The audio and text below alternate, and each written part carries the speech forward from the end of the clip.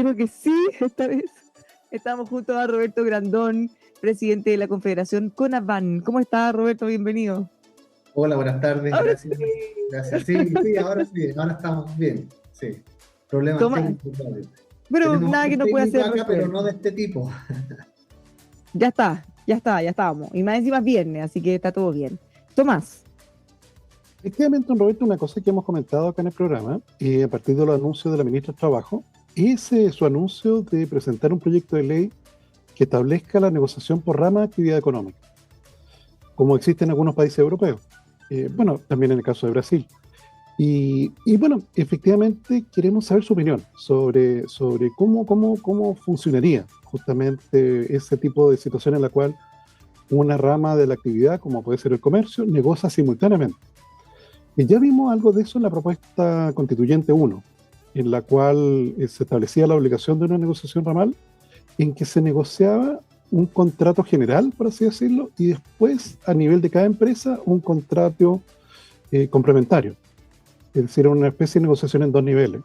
Entonces, queríamos efectivamente consultarle cuál es su opinión de esa iniciativa legal que, bueno, todavía no entra a Congreso, no sabemos los detalles, pero la ministra justamente la agregó como parte de la agenda del gobierno. Sí.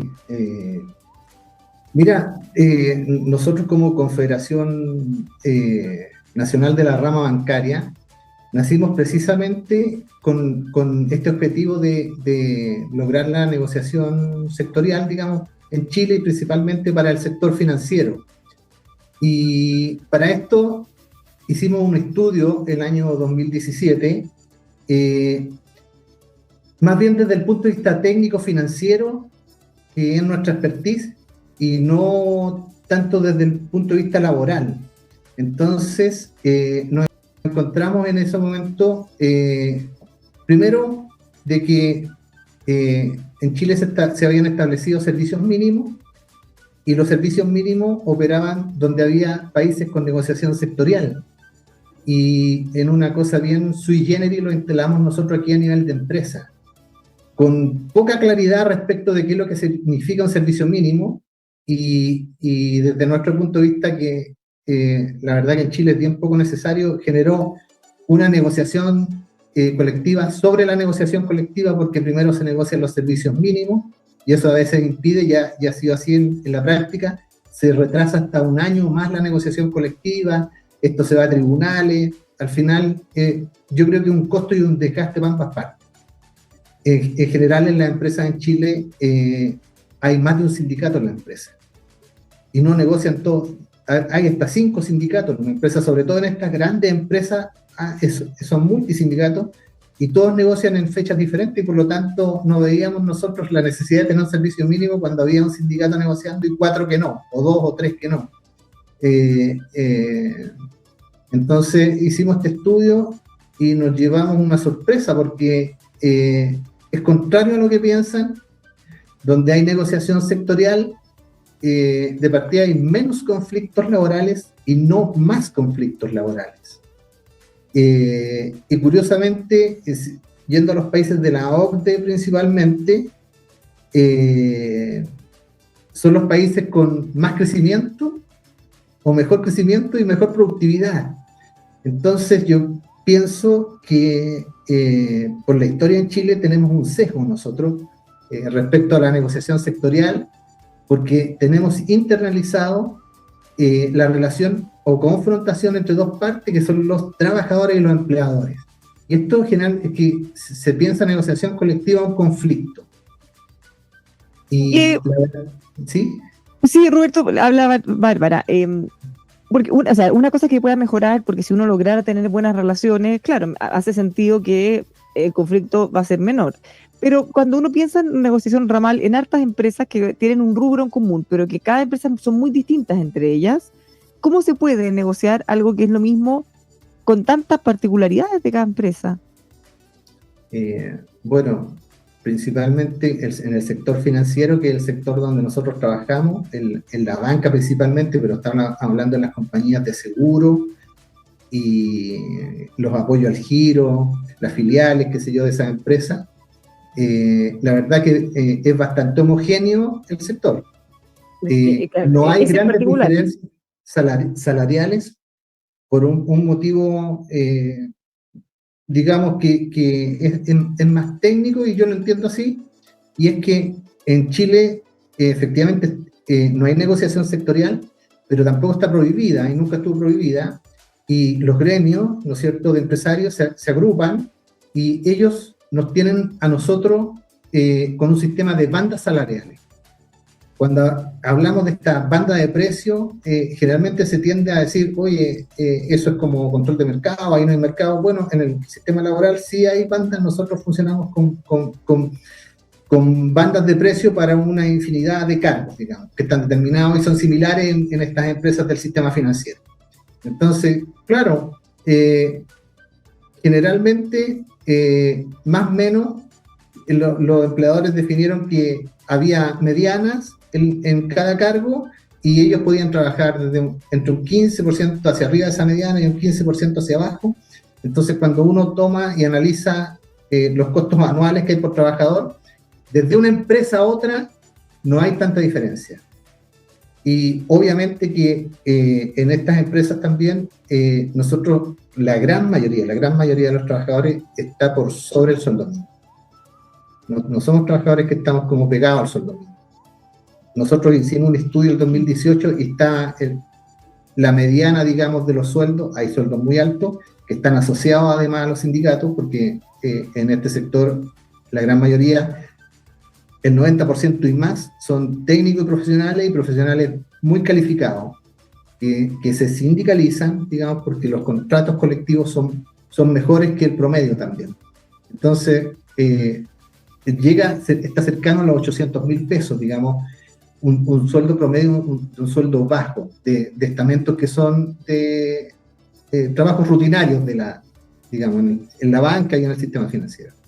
Entonces, nosotros no vemos un problema para que se instale acá la negociación sectorial, porque cuando miramos el comercio, que es lo que me estaba preguntando Tomás, ¿está bien? ¿Sí? ¿Sí? Sucede exactamente lo mismo. Usted va a ver los cajeros de un supermercado, por ejemplo, es un ejemplo, y va a ver los que trabajan en el retail, en, no sé, no quiero nombrar la marca, pero una multitienda, y el sueldo es muy, muy similar. Y eso pasa porque, claro, agrupados en su gremio, los empresarios han definido, digamos, unilateralmente estos sueldos. Y ni siquiera nosotros lo calificamos esto de bueno y malo, sino que la realidad de lo que ha ocurrido en Chile. Entonces, Chile es el segundo país por cada 1.000 trabajadores, estudio en la Universidad Alberto Hurtado, es el segundo país con más conflictos laborales por cada 1.000 trabajadores. ¿Y dónde sucede mayor cantidad de conflictos? En los países donde la negociación colectiva está radicada en la empresa. Y esto cambia a medida que se internaliza más la negociación sectorial a países que tienen menos conflictos por trabajadores. Entonces, yo creo que tenemos que pensar que la negociación sectorial ya no va a ser de dos partes, sino que va a ser tripartita. Y pasa mucho en estos países donde está la negociación sectorial, que a veces se unen trabajadores y empleadores para pedirle cosas en conjunto al gobierno. Porque una cosa es lo que el trabajador quiere de la empresa y otra cosa es lo que la empresa necesita para poder cumplir esas expectativas de los trabajadores. Y sucede a menudo que ambas partes terminan pidiéndole una cosa en conjunto al gobierno porque es lo que les conviene. Entonces, claro, como en Chile estamos acostumbrados, no sé, tenemos ya más de 50 años de esta negociación parte a parte, nos cuesta pensar o tendemos a pensar que a lo mejor vamos a tener un gran conflicto o que no nos vamos a poner de acuerdo, digamos, en tal o cual prestación o tal o cual sueldo, pero cuando nosotros juntamos a más de 30 sindicatos de este sector, nos tomó un día ponernos de acuerdo en cuál debería ser el sueldo mínimo para este sector y no hubo mayores conflictos. Y tampoco es un sueldo que está muy alejado de lo que hoy día se está pagando. Entonces, con estas cifras me cuesta pensar que pudiera generar incertidumbre en los mercados o que pudiera frenar inversiones, porque estas cifras que nosotros recabamos están a la vista de todos, sobre todo de los economistas, lo pueden ver esa es mi opinión, digamos, de la negociación general, o sea, sectorial en general. Y díganos, don Roberto, en el caso de que la empresa no tuviera sindicato, ¿el acuerdo que se lograría en esta negociación ramal sería obligatorio para esa empresa a pesar de que no participó en la negociación porque no tiene sindicato? Sí, mira, más que la empresa, en la negociación sectorial se extiende a todos los trabajadores del sector, independiente de la empresa en que estén. Claro, hay diferentes modelos, ¿eh? Ojo, porque yo le quiero decir que hay países donde si la empresa que está en ese sector demuestra que no tiene las condiciones económicas como para cumplir tal o cual expectativa que esté dentro del marco de la negociación sectorial, puede eximirse de en ese punto, digamos, ¿En qué caso en algunos modelos. Y también hay otros donde con un acuerdo de los trabajadores incluso, también pueden como descolgarse de ese pliego sectorial. Lo importante es que tiene que demostrar efectivamente que la empresa no puede cumplir con esa prestación, lo que transparenta más todavía la relación entre las partes. Sí, pero una duda, porque en el caso de la industria, por ejemplo, los bancos, claro, los bancos son unas entidades extremadamente reguladas, tienen que tener un tamaño muy grande, muchos recursos, entre otras cosas que son comunes porque las regulaciones se las exigen. Entonces uno puede pensar que más o menos deberían tener mismos trabajos, más o menos misma escala. Pero no sé, en el comercio hay realidades absolutamente distintas. Y en todos los sectores hay empresas muy chicas, medianas, más o menos, otras más grandes, otras transnacionales que quizá tienen prácticas mucho más avanzadas las que tenemos nosotros, otros que no. ¿Cómo meter a todos en el mismo saco con algo común? Porque suena complejo de hacer. Suena complejo, pero no lo es. Lo que pasa es que suena complejo porque precisamente no tenemos historia de esto. Por ejemplo, voy a contar que Uruguay, el 90% de las empresas en Uruguay son pymes. Y el resto, el 10% restante está entre mediana grande y grande empresa. Y sin embargo, teniendo el 90% de pymes, funciona perfectamente la negociación sectorial en Uruguay. Tal es así que el 60% de la población en Uruguay pertenece a la clase media. Tienen los índices de pobreza más bajos y un alto nivel de productividad. Entonces, lo que pasa es que la negociación sectorial regula mínimos. Lo ideal es fijar un sueldo mínimo para el sector. ¿Cuál sueldo mínimo? El sueldo mínimo que ese sector pueda pagar. ¿Qué no puede pasar? ¿Qué es lo que pasa aquí en Chile? Que, por ejemplo, las grandes empresas pagan el mismo sueldo mínimo que el sueldo mínimo que paga una botillería. Y el problema está también en que en Chile todo el mundo se llama pyme. O sea, una persona que fue desvinculada de su trabajo y hace un emprendimiento, dice, yo tengo mi pyme. Pero en realidad esa es una microempresa. Y esas microempresas tienen condiciones diferenciadas también en los países donde hay negociación sectorial. Porque hay que entender que ese sector, esa pyme, ese tipo de empresa, en la negociación sectorial, el Estado tiene la obligación de entregarle las condiciones para que pueda funcionar dentro de ese contrato sectorial. No es solo una relación de que son los trabajadores los que le piden a los empleadores. Son también los empleadores que pueden actuar con la tercera parte, que es el Estado, y decir, yo necesito estas condiciones en mi impuesto, o yo necesito estas exenciones, o necesito tales y cuales coberturas para poder cumplir con esto que me está pidiendo el contrato sectorial. Eso es una virtud que tiene la negociación sectorial, que no la tenemos hoy día. Díganos, don Roberto, ¿usted cree que el proyecto del gobierno que vería la ministra Jara contendría este último elemento? Nosotros le presentamos un proyecto, se lo entregamos formalmente en abril al subsecretario del Trabajo, y nuestro proyecto contiene esa virtud. O sea, por eso que nosotros hablamos, y creo que es lo más conveniente para Chile, de una negociación tripartita sectorial, tripartita y multinivel. Porque efectivamente va a haber cosas que la negociación sectorial no va a abarcar. Las negociaciones sectoriales no son un detalle de los beneficios que se pagan a los trabajadores en cada empresa, sino que son unos mínimos salariales que cubren al sector. Entonces, efectivamente, y pongo un ejemplo muy, muy claro de esto, desde el punto de vista de los trabajadores.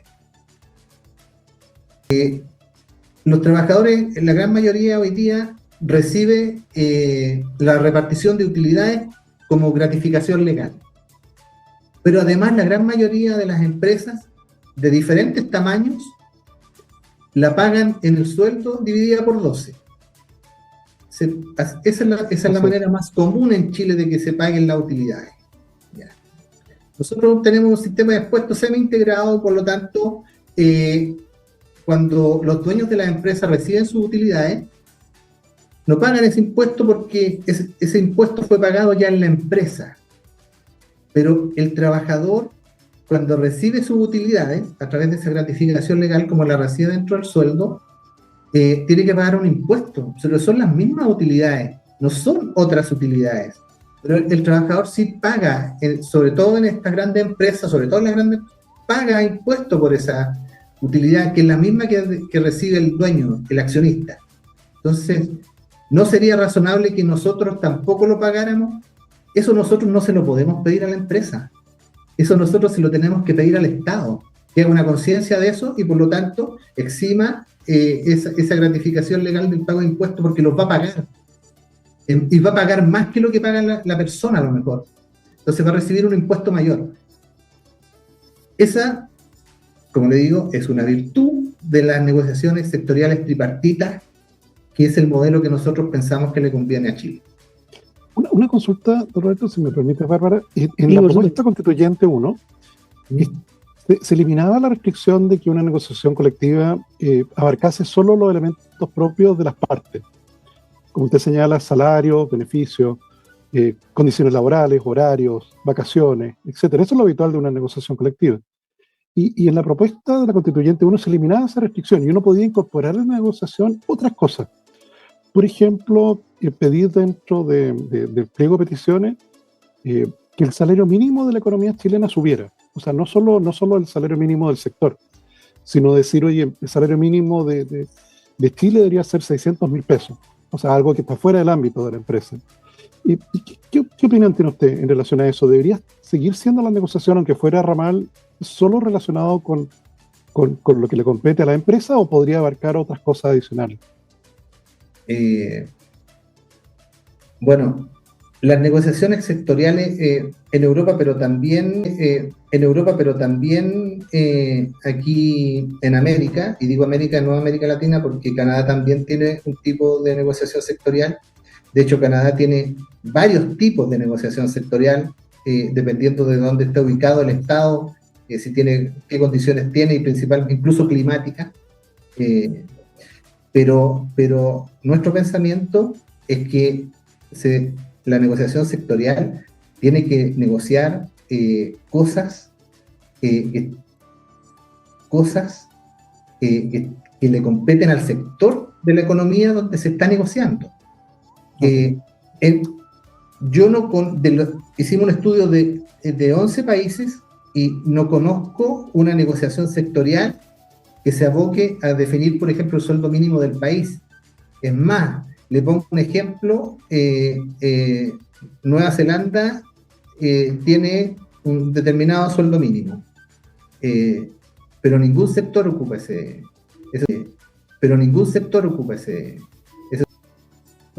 o sueldo de entrada a las empresas de ese sector. La negociación sectorial, el nombre lo dice, no está para determinar el sueldo mínimo del país. Ok.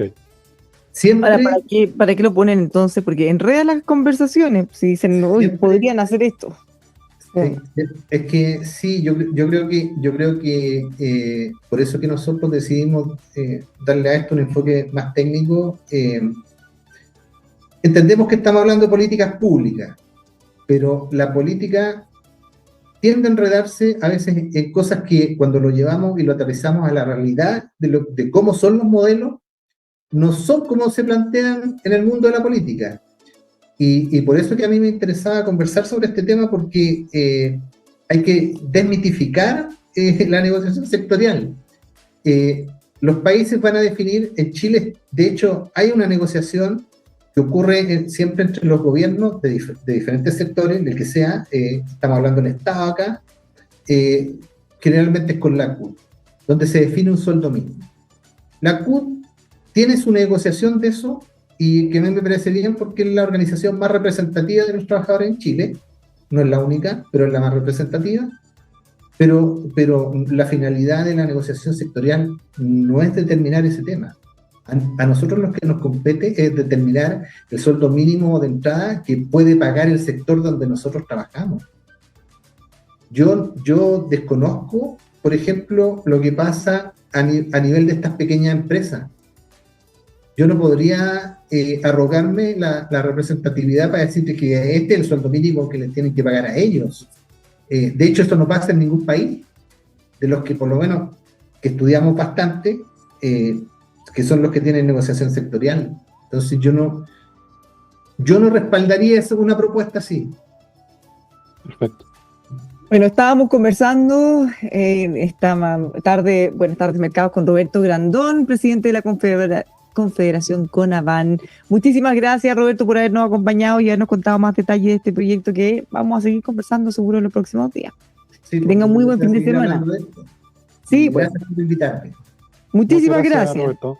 Que le vaya muy bien, Roberto. Nosotros, antes de irnos, les cuento del MBA de la Pontificia Universidad Católica de Valparaíso, dirigido a profesionales que quieran darle un impulso a su carrera. Más información en mbabecorta.cl. Certilab, si son empresas de alimentos, conózcalos para que pueda evitar las intoxicaciones alimentarias a través de aguas y alimentos contaminados. Certilab.cl. Si necesita comprar algo en el extranjero, se lo traen a la puerta de su casa. Highland Cargo, líder en logística de carga internacional, en Instagram, Highland Cargo USA, en la web highlandcargo.com.